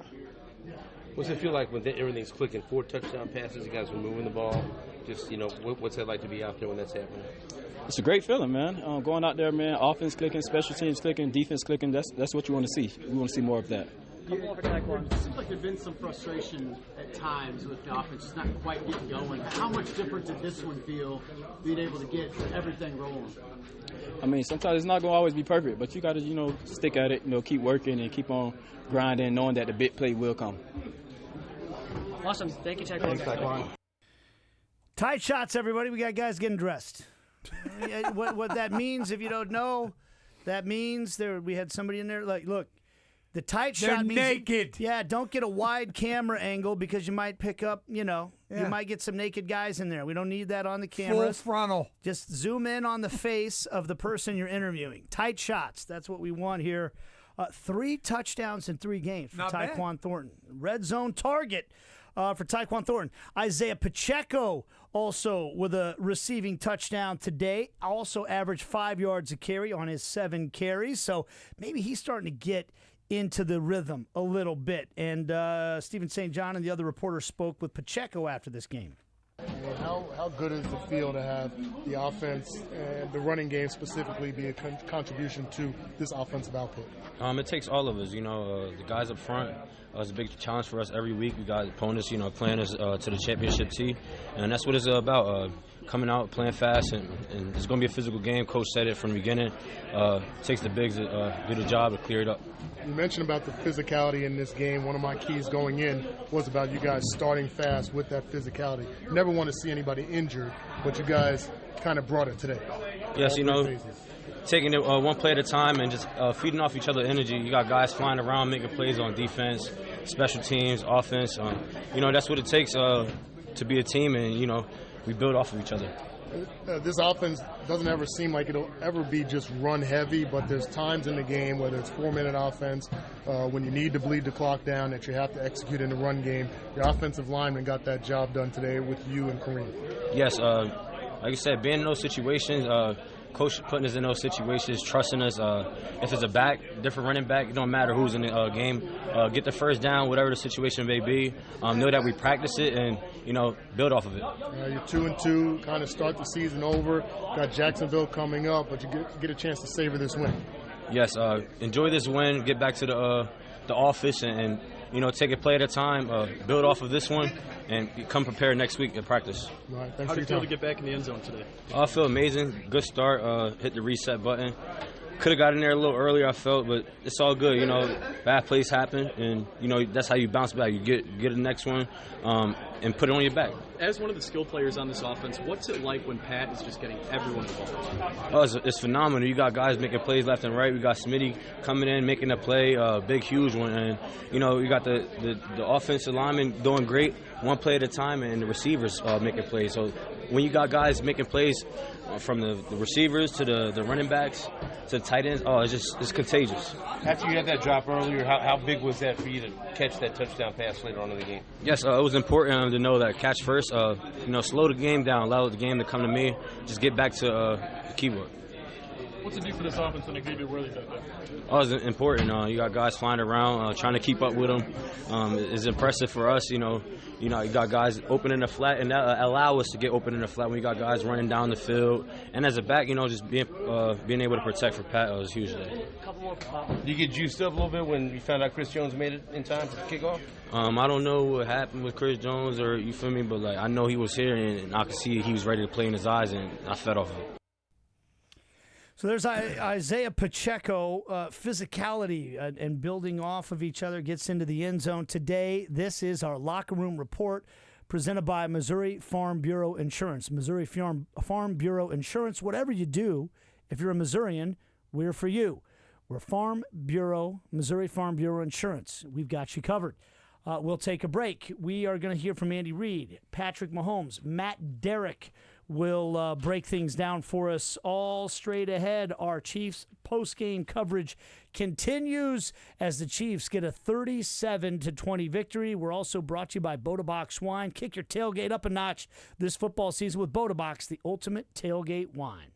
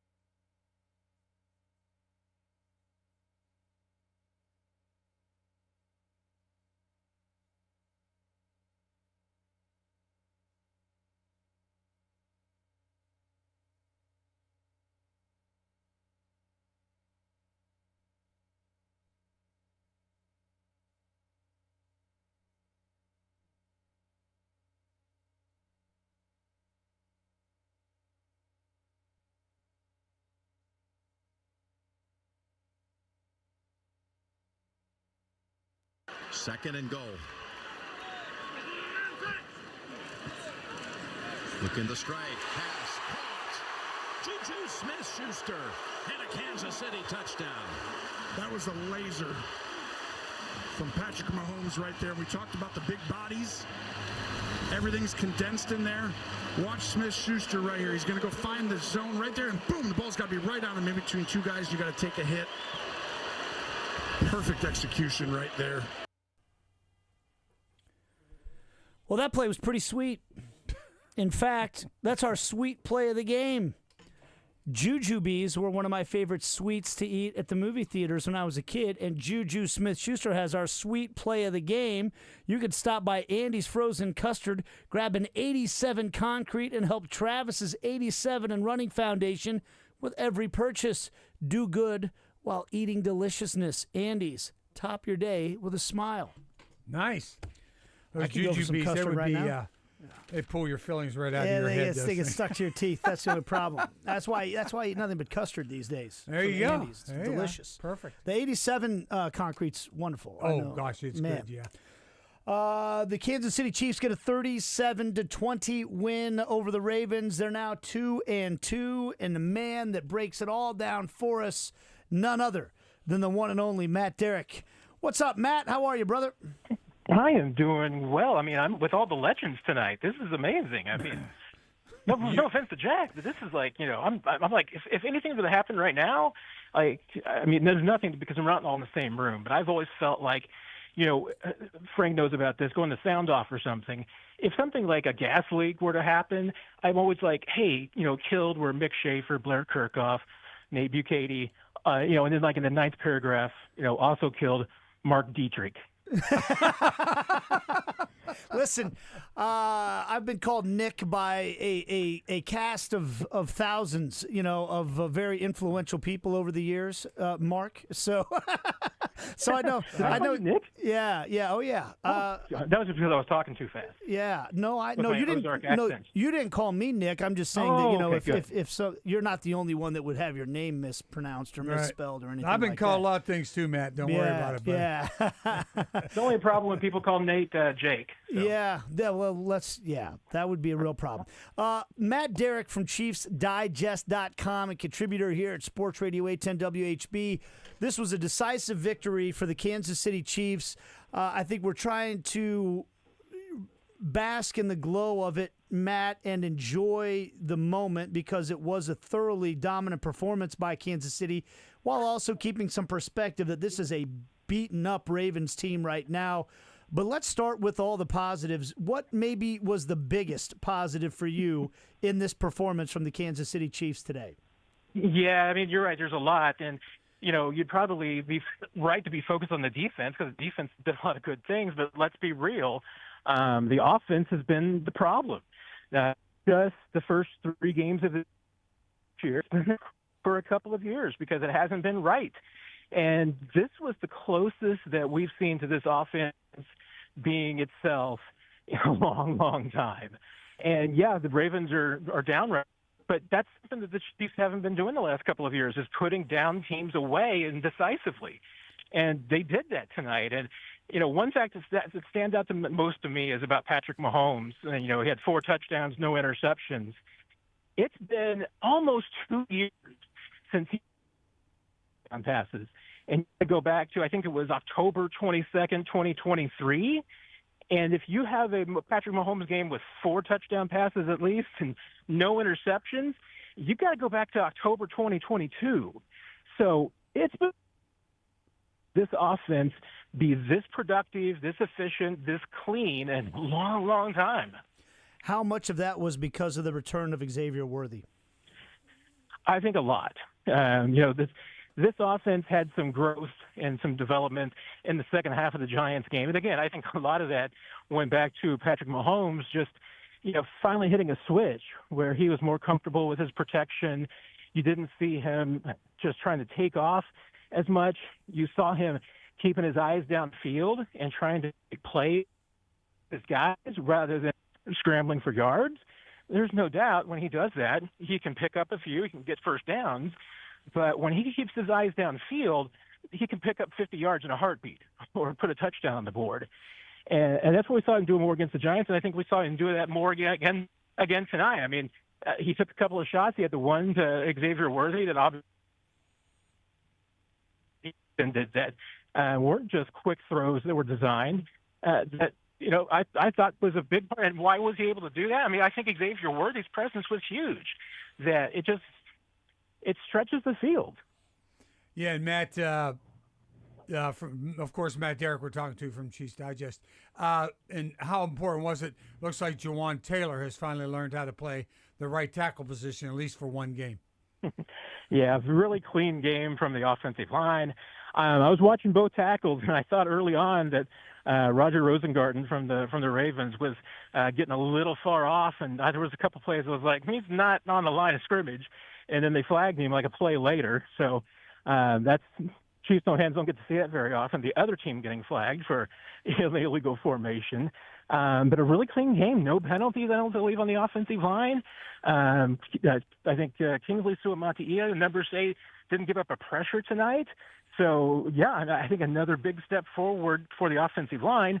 You want to see them do it on the road, but this was a big step forward. And from an injury standpoint, it was a nightmare for the Ravens. How did the Chiefs come out in terms of injuries in this one? Yeah, it looks like they're pretty clean. I'm not aware of any injuries that they're dealing with. Obviously they had the drama about whether Chris was going to make it to the day, and obviously they came in with both Mike Dana and Christian Fulton out, but pretty much knew they weren't going to have those two guys today. It looks like they're both getting better. Their practice situation's improving. So this team, I think, is about as healthy as it could be for this point in the season. Yeah, it's amazing, too. Chris Jones, of course, at the funeral of his aunt, and I'm sure when he flew back it was a private jet. And he had a police escort from downtown airport to get to Arrowhead. But he got there about 25 minutes before kick. Really just went in, got dressed, got taped, went right out and field and started to play. He really didn't even warm up, did he? Not really, because they already completed warm-ups at that point. So the first time he stepped on the field was when they introduced him as the last guy coming out of the tunnel before pregame. Because I was down in the service level waiting to see when he was going to arrive, and Chris got there like really 3:00, 3:01. Had the dark suit on. It looked pretty crisp. Like obviously had just been in a pretty important event, his family's lives, and just walked right in and went out and was Chris Jones. I mean, he played really well. He had a couple of big plays. That tipped pass was huge. The Chiefs got a lot of pressure on Lamar Jackson. I think their pressure rate on him was like 48%, I believe. And again, I mean, that all starts with Chris Jones. I mean, yeah, they're having to blitz a little bit to do that, but again, Chris is the center of all of that. Matt, does Lamar Jackson look the same to you as he has in years past? It's a great question, because I thought he did, honestly, the first 3 weeks of the season when it seemed like this team was putting up 38 points a game. Tonight, no, but I've seen this Lamar Jackson before, because Steve Spagnuolo's got a great game plan for how to deal with Lamar and a lot of other quarterbacks of his ilk, which is that Spags loves to keep him in the pocket and say, if you're going to beat us with your arm, so be it. But we're not going to let you beat us with your feet. You're not going to extend plays. You're not going to scramble. You're not going to break the pocket. We're going to hem you in there, and we're going to make you uncomfortable, and we're going to make you beat us throwing the football. And Lamar could not do it today. In fact, some of the biggest plays the Chiefs defense came up with was when they harassed Lamar into bad plays. I mean, and they did it with Cooper Rush too. I mean, both those guys. Ravens had 2 fourth-down plays that they literally just threw the ball away because the pressure was so severe that the quarterback didn't even have a chance at completing a pass. Quarterbacks just chucked the ball in the air, and both of them ended up, sailing out of bounds.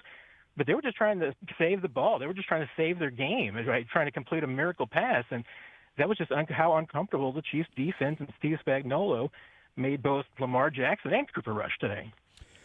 Lamar Jackson on 1-5 against Kansas City Chiefs. Yeah. And it's, as you said, what's so impressive about it is Spags is able to design a defense that puts pressure on him while not allowing him to escape, all at the same time. It's like a controlled pressure to where he doesn't just have wide open lanes to run into that often. And Matt, I think it's really interesting because, as you said, From a Chiefs standpoint, what we needed to see more was the offense because that's been the biggest problem. But when it comes to what's more impressive in the game, this is not a good Ravens defensive team that's even further injured here today. It was a good Ravens offense. As you said, they were putting up 30 a game, against good teams over the first 3 weeks of the season, or at least a couple of good teams. I came away from this thinking this very well could be another one of those Super Bowl caliber defenses from Spags and the Chiefs. And if the offense is still in the ascendancy and this defense is as good as it showed here today, really good sign for the Chiefs going forward, right? 100%. I feel the same way. And, I mean, I already felt like the Chiefs' defense was really showing itself. I mean, I don't think there's a whole lot that they have to figure out. I mean, the crazy thing is that right now you look at it and they look a little challenged at cornerback because they don't have Christian Fulton. They don't have Najee Johnson. They're having to force Noel Williams as a rookie to go in there and play. But, I mean, Jalen Watson's been playing reasonably well. Noel Williams has been playing well above any expectations for a rookie and has had some really good moments. Now, hey, you're worried about if you're being more film, teams will continue to try to exploit that, and they'll challenge those guys. But so far, Spagnuolo and Dave Merritt have found a really good system and a really good rotation for those guys. They love their safeties. They're building that secondary really around their safeties, Chamari Connor, Jaden Hicks, Brian Cook, and what they can do, and Trent McDuffie as well. But, they're able to put those guys into really good spots right now. And if they can continue that, then, yes, this defense should only improve because they're going to get Christian Fulton back. They're going to get Najee Johnson back maybe as early as this week. So there's a lot of optimism, I think, there on the defensive side, and they are playing extremely well. There's no doubt about it. And, again, outside of Chris Jones and Trent McDuffie, this might not be a team of superstars, but they play really well together. Yeah, onward and upward for this team. They've got Jacksonville next week on the road. They're a 3-point favorite, early 3-point favorite installed against the Jaguars. What do you think in this situation? You hear the name Jacksonville, you go, oh. Etienne rushed for 121 yards today in a win. Yes. They're 3-1. Yep, it looks like he is back. Everybody thought he was sort of washed up, but he certainly played a great football game today. Yeah, and sometimes, and this may just me being a little bit, bewildered or at least enchanted with what Spags has been doing the last couple of weeks. But I think, gosh, this seems like one of those games where Steve Spagnuolo may go to Jacksonville and just give everybody the book on how to beat them and how to stop the offense, and then it's just lights out for them. Yeah. But then, and I think with that point spread, and I'm like, gosh, I feel like the Chiefs should be favored by more than 3. But that's going to be a big game for Jacksonville. I mean, Monday Night Football, the Jaguars, that's going to be their Super Bowl. That's going to be a huge event for them. So probably a little bit of that factoring in as well.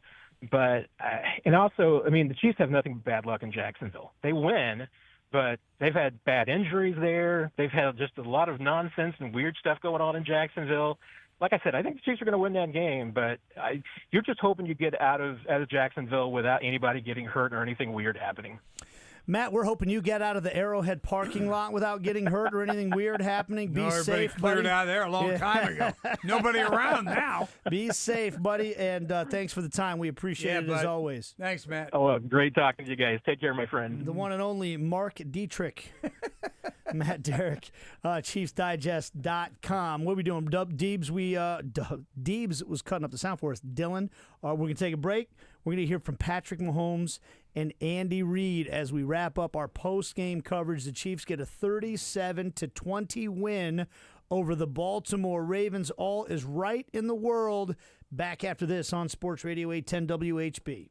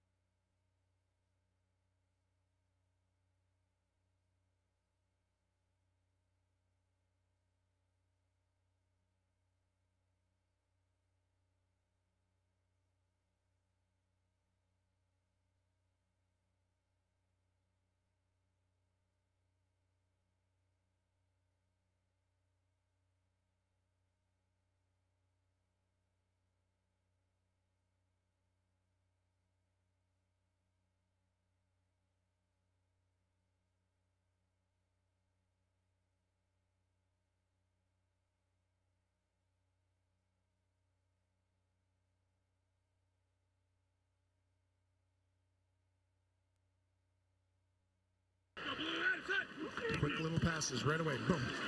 End zone bound. Caught. Touchdown, Kansas City.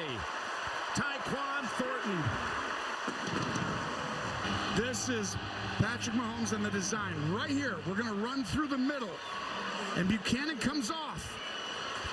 And I talked earlier about the inside linebackers having to improve a little bit. Buchanan's been exposed. Smith, we know he's great. But right there, that has hurt them a little bit. Too easy. Mahomes knows it like the back of his hand. That's our right choice of the game. Who made the right choice? You make the right choice today by going to choicesolutions.com for their trusted IT consulting and managed services. Chiefs get a 37-20 win. Let's hear from Big Red. Here's his opening statement after this decisive victory over the Ravens. All right. I don't have a whole lot to tell you about the injury part of it. I think we came out fairly clean there. My hat goes off to our fans for the job they did today, man. They were unbelievable, loud, aggressive, and we appreciate all that. Also to the Ravens and John, he's got a team that's a little bit banged up right now, and he's battling through that. Put up a great fight today, and I'm glad things worked out, obviously, the way they did. I was proud of our big guys on both sides of the ball. I thought they played well, and they knew coming into this game here that it's always going to be physical. Doesn't matter who's playing on either side, but it's going to be a physical game, and I thought our guys stepped up and came through in that area. Pat had a big day. Good to get Worthy back in there in the mix. He had a big day. Kels, likewise. And Pat hit a bunch of different receivers, which I think was a positive, and the run game got going, with Pacheco. So all in all, a good day offensively, and then defensively, I thought right from the get-go, after that first drive, that we just put our foot down. Spags had a nice plan there, and the guys executed. It was great to get Chris back. His aunt died, and it was good to get him back here, most of all to celebrate her life, and then work his way back, wanting to be here with his teammates. Leo interception was incredible. Just as being a football fan, that was an incredible play. I'm proud of him and the job that he did. And then holding Derrick to the yards that we did, he's a beast, and we were able to take care of him there. So, and then special teams, I thought all the way around, special teams was good. Button missed a 56-yarder, but that's 56 yards, So we've gotten spoiled, but he's fine, and we'll get right back in the swing there he did with the last two. So I think I hit everybody. So time. So not a lot of injuries, came away clean there. Mm-hmm. That's the big news on that one. He spoke about Xavier Worthy a little bit. We've been talking about the impact he had in the game. 121 yards between rushing and receiving on 7 touches. Here is Andy Reid talking about the usage of Xavier Worthy and his return to the lineup. Yeah, well, I thought Matt used him the right way, and put him in great positions. And then Worthy didn't flinch at all. People were worried about the shoulder and so on, but right from the start, he gets the first play and goes. And that's the way he's approached his rehab and everything else. And I'm glad he came out, healthy. But I thought the way Nags used him was smart job. Got him the ball down the field, got him the ball in the run game, used him laterally, used him in intermediate passing and all that. Now, Chris Jones touched on that. Coming back from the funeral, here's more on that from Andy Reid. Yeah, it was close. I mean, listen, he had to do what he had to do there. I mean, that's not something you plan on or anything else. So you take care of that first, and then the game kind of comes secondary, when you start dealing with life and death. And Chris Jones is the kind of veteran that, yeah, he shows up, you go, hey, get out there. Yeah, and go play. He also said he wanted to come back and be amongst the teammates because he loves the guys and spends, 80 hours a week with those guys, and he says that was important to him to get back for that. Yeah, we heard from Chris Jones early in the postgame, and he said also he wanted to get away from some of the sentimental stuff. Yeah, he wanted to have a release, and he got that today. Leo Chenal had the interception. We called that our play of the game. What a play it was. Andy Reid spoke about the linebackers' big pickoff in the first quarter. Yeah, it was big. I thought it was just all the way around, momentum included. But spectacular play, period. Athletic. Yeah, not with one hand. So yeah. Sometimes he struggles with two hands, but this was a good one. This was a good one. See, don't try to catch it with two hands. Catch it with one. If you're struggling with two, just go with one. Chanel with the pick. All right, they get Worthy back on offense. Rashard Smith starting to work his way in. Andy Reid talked about just having more of a full complement of weapons offensively. Well, it did today. So the speed was good, and Pat's got trust. He's developing. I mentioned that he's developing more trust in 5 and more trust in 80, and so now you add one into the mix who he's already got time with, game time. I think that's important. So I think that just kind of brought it together, and they fed off of each other's success there. Rashard Smith, we mentioned him a couple times. He was more effective in the passing game than he was in the running game. 3 catches for 27 yards and got a little more playing time. Here's Andy Reid on the rookie. Yeah, we've been trying to increase some of his play time. He's got a lot of talent, so we're working him in different spots. We were able to get Royals in, too, a couple rookies. Brett's done a nice job with these rookies that are playing in the game. We've got a few of them, so... anyways, yeah, we're just giving them a little bit of time as we go. Patrick Mahomes, 4 touchdowns and no interceptions, as Matt Derrick told us, for the first time since 2022. If you can believe that. He's got 250 touchdown passes now in just 116 games as an NFL quarterback. Fastest man to ever do it. Here's Andy Reid on Mahomes' performance tonight. Yeah, it's phenomenal. That's incredible. Whatever you write good about him, he deserves, man. I'm gonna tell you, you can give him everything. The Joker is unbelievable. We're lucky to have him. We are lucky to have Patrick Mahomes. I agree with Andy Reid on that. And you know what? Andy Reid and Patrick Mahomes are lucky to have good offensive line play because it hasn't always been the case, but it was today. Here's Big Red on the Big Uglies. Yeah, listen, you've got to be able to do that to play against this team. You've got to be able to handle the front part of it. And I thought the guys did some good things. I'll go back and look at it and see what was real and not real, but I felt pretty good coming out of it. We'll see. By extension, short yardage situations seem to be pretty solid. Yeah. Offensive line. Yeah, they did. Yeah, absolutely. Yeah, they were getting after it a little bit up front. So it's great competition. These two teams. Yeah, I mean it's the competition you love. I mean that's why we're in this thing. Chiefs were 4 for 4 on 4th down today, but I think it is of note. I think Andy Reid basically saying what we said earlier. I'll go back and look at the tape and see how real it is. We'll find out how real this performance of the Chiefs offense was when they go up against a little stingier defenses as the season goes on. Finally, we've been talking about the great performance by the Chiefs defense. Didn't get off to a great start, gave up that 9-play touchdown drive on the first drive of the game, but after that they really befuddled Lamar Jackson and the Ravens. Here is Andy Reid on Spags and his game plan today. Yeah, he had a great plan. Great plan. You take that first drive out and then that last run, I mean, and he had a good day. So, I mean, he got so mad after that last run, he jumped out of his shoes. So, but he's and his coaches too. I don't want to slight the other guys either, but they've all done a nice job there defensively, and I'd say the same thing with the offensive guys and other special teams too. So.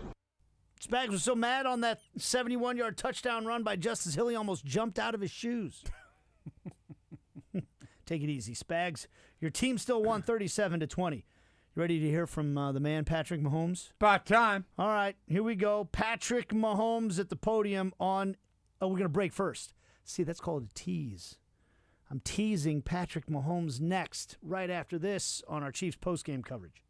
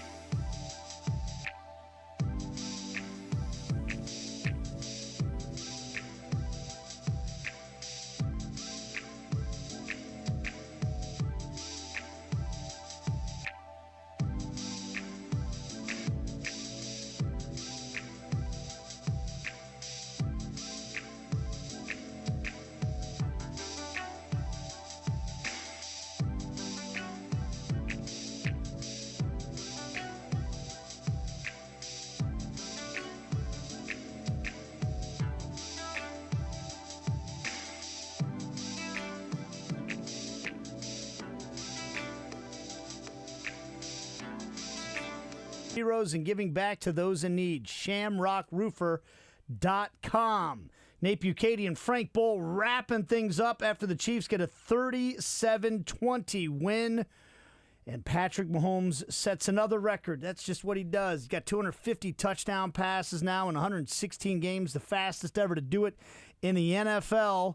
And he spoke at the podium about having one of his weapons back, Xavier Worthy. Yeah, he's just so explosive. I mean, you just see it when you get the football in his hands, man. It just makes the defenses have to adjust, and when they adjust, it's like he gets so much attention on him, other guys can make plays happen. And so just having him out there, not only for his physical ability, but just the morale of the room, I thought it was huge. That's not enough of an answer on Xavier Worthy. We want more on Xavier Worthy. So here he is talking about having him back from injury and his versatility. Yeah, I mean, I think you saw at the end of last year, he's not just like this fast receiver that can run down the field. He's gained weight, he's kept his speed, and he's showed that he can be a guy that can do everything. And so I think last year was so pivotal of him having to be in a bigger role, obviously with injuries and stuff like that. And I think he had the injury at the beginning of this year, but this was the role that we expected him to be in, and he showcased it today. That was the thing I always liked about Worthy coming out of college was he wasn't just a straight line speed guy. Right. As I heard Daniel Jeremiah describe one time, he evaluates guys how fast they are, but also how good would they be in a game of tag. You know, can they change directions? Can they get away from you? Are they slippery? And that's what Tyreek Hill was, and that's what Worthy is. Worthy's not as big as Hill, but he can get open, medium routes. They can use different ways to get him the ball. He showed it today. Overall, the execution was better today. We talked about it. Not as many penalties on the offensive line. Things seemed a little cleaner today. And here's Mahomes talking about that execution. I think guys they executed well, and the offensive line blocked extremely well. And when that happens, you can get the football out and let guys make plays. And we had a good job as far as scheme. I knew where to throw the ball on time. And other than a few plays, I think at the beginning of the game, I thought we did a great job executing the whole day. And Mahomes then, as a follow-up, talking about they've had some frustrating games up until this point, said it was nice to go out and actually have some fun today. Yeah, I mean, obviously when you have success, it's just we've been working extremely hard, and we want to have success, and we've been just making little mistakes here and there, and that causes frustration. But at the same time, we've been learning from them, and we'll learn from this game. I mean, I think early in the game, you saw the one that Juju that got tipped at the line of scrimmage, and then the other field goal that we had. I mean, there's stuff that you can learn from every game, win or loss, and I think I've been proud of the guys and how they've responded and want to be even better every single week. Yeah, I mean, what's really impressive is how little we've talked about the offensive line on the postgame show. We brought them up a couple of times to give them flowers, but for the most part, if you don't mention the O-line, that means they had a good day. Here's Mahomes giving flowers to his big guys. Yeah, they did a great job, run and pass. I mean, when they play like that, it makes my job a lot easier. And so they're starting to gel, man. They're starting to gel and build that chemistry that every offensive line has to do. And those young guys are getting more and more experience, and they've played against some great defensive lines. And so they'll continue to get better and better as the year goes on. But they had a great day today, and let's build on it. More on that offensive line. He explains exactly why he's able to do what he can do when the offensive line is doing what it needs to do. Yeah, I mean, I think the weeks prior has been something that's been important to me, is seeing that I can sit in these pockets and make these throws and get to my third progression, fourth progression, and stuff like that. Even the play to Juju, I mean, that gets tipped. I mean, that's third progression, and you see the pockets, it's clean, and having that confidence in them, it's pushing me to be better. And I thought we did that today, and let's continue to do it. You can tell when Mahomes trusts his offensive line versus when he doesn't. Oh, absolutely. He has a natural tendency to drift in the pocket, and he was able wants to to escape and get out of space. Yeah, and he's trusting the offensive line a little bit more here today. One of the big stories, we've talked about it several times, Chris Jones getting back just in time to make it out there onto the field as the last guy named in the starting lineup for the defensive line. Here is Patrick Mahomes talking about his good buddy Chris Jones being back for the game. Yeah, no, I mean, obviously we were praying for Chris, and we love him, and we're just happy to have him here, and so that we can be his brothers and support him. And I think it made guys step up and want to play even harder for him, because for him to want to be back here with us and at times that he's in right now, it speaks to the brotherhood that we have in the locker room. The Chiefs were 4 for 4 on fourth downs in this game today, while the Ravens were 1 for 4. That was a huge difference in the game. One of those fourth down conversions, the touchdown pass to Hollywood Brown. Yeah, no, we wanted to go for it. We wanted to kind of put that final ending of the game, and we were talking in the huddle, and I could see that like 14 Hamilton was going to be on that side, so I wanted Juju to kind of give me a little kind of a pick. We knew that it was going to be probably a cover zero type of look, and so he was the last read. But I told Hollywood in the huddle, I was just like, man, if it's cover zero, man, you got to win. You got to win across the field, and he did that. He beat a good corner and won, and was able to get a touchdown. There's a couple times you could hear the mics picking up Mahomes saying, it's going to be cover zero. It's going to be cover zero. Hear him yelling on the line of scrimmage. He's calling out the coverages before it comes. They did hit the deep ball a couple times. We already heard from Mahomes talking about how Worthy is not just a deep ball guy, but it's certainly something he brings to the table. And here Mahomes talks about that connection early in the game down the right-hand sideline to Worthy. Yeah, the deep one on the sideline, it's just Worthy beating his guy. It was man coverage. He won, and then giving him the throw down the field and letting him go up there and make a play. I think people, like I was talking, they think he's just speed, but he's the guy who can do it all, man. He can go catch those footballs over the top, and he can be physical and use his body as well. And so good to get him going early in the game and kind of have that threat for the rest of the game. I missed him like right after that. I think he was a little tired, but he just I'm not playing a few games. But you showcase that in the deep stop route he runs. He has a wide variety of routes he can run, and then the one to Travis cover zero. We knew it was cover zero, and then it's about your guy just winning a one-on-one. And I'm gonna give my guys chances down the field, and Trav's shown for years that he can win those matchups. Well, the Ravens thought they had a good, favorable one-on-one matchup down the field with Andrews being guarded by Chanel, and it turned into a pick, a really good pick by the Chiefs linebacker, and Mahomes was an admirer of that defensive play. Yeah, I mean, at the end of the day, that's a great offense. Like, as a great football team, that's a great offense with two guys that are the top of the league, top guy, the quarterback and running back, and then with tight ends and the way our defense played today. I mean, I know they got the late touchdown, but they played lockdown defense, and they put pressure on the quarterback. They got interceptions, they got turnovers, and that sparked us offensively, giving us those short fields we have to execute and score off those. And it was a good team football game. It wasn't just offense, it wasn't just defense or special teams. It was everybody came together, and that's what we need the rest of the year. What was the game plan, according to Patrick Mahomes, getting ready for these Ravens? Yeah, I mean, you're playing one of the better teams in the NFL. You know you're going to have to be a little bit more aggressive. And I know their record doesn't show up, but everybody knows it's the Baltimore Ravens, and they've had so much success these last few years. And so we had a good game plan going in, and we knew we had to raise our game. And I think we finished the game the right way, but it was a close game throughout and until the very end there. And I thought we executed at a high level in crucial situations, and that's what changes the tide of the game. So the Chiefs get the win 37-20, all positivity. And one of the things that Mahomes says was better in this game was just the overall communication. Yeah, I think obviously the offensive line, we just have better communication. We have better stuff that we talked about through previous games. And then with Xavier being back, it's just that threat of being able to win over the top. It's scary for defenses when they're going to bring pressure, knowing that you can get it to that guy short or deep, and then he can make plays happen. And so we had good answers. There's a couple here and there that I think I could have been better on as far as some of my answers. But overall, I thought we had a good game plan and we executed it well. Well, one of the things that they did well in the game plan, they got the ball in the hands to Worthy in a variety of ways. You already talked about the athleticism, Frank, of Simmons at the tackle position. You get him down the field blocking for a guy like Worthy. He's fast enough to actually get out there in space and do that. Worthy talked about how he was chasing Simmons for a while, finally got past him, and it all turned into a blur. Here's Mahomes' perspective on that big end around to Worthy. Oh, yeah, no. I was thinking about how fast Josh was running on that one, too. Like, the left tackle was rolling, too. So, it's just execution. You know, we got into a big set, extra alignment on the field, and we had running the ball well. So then we were running the ball well, and as we were running the ball well, they got downhill, and we give the ball to Xavier, and you get the offensive line going in front of them. And I'm glad they got to be glad his arms got banged up, because I think he might have had a chance to take it all the way there, but he played it smart and got out of bounds after the run. Simmons can move. It's a big man with some athleticism. And, Worthy's smart. Not taking the hits. Yeah, got to keep keep him an healthy. extra 2 yards. You're going to dislocate that shoulder again. Pudgy, this has been fun, man. Yeah, man. It's been great. It's been a lot of fun. Maybe, you and I need to do this more often. We get more blowout wins for the Chiefs. There we go. We might be good luck charm. Who knows? It's all. They go to Jacksonville next week. They are a early 3-point favorite against the Jaguars. Monday night football from Duval County. Chiefs and the 2-2 Chiefs, the 3-1 Jags coming up next weekend. To our guy Dylan, And our guy Deeb's cutting up all the sound, doing all the real work today. Thank you, gentlemen. Thank you to listening. Pudgy, this has been fun, man. Appreciate great, it. man. Thanks for having me. A lot of fun. Always fun when the Chiefs get a big win.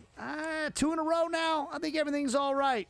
This AFC is going to come down to the Chiefs and the Bills. That's what I'm telling you right now. We appreciate you listening to Chiefs Postgame. All kinds of great Chiefs coverage is coming up right here. We got second half action between the Packers and Cowboys coming your way straight ahead on your home for all the NFL coverage. Sports Radio 810 WHB.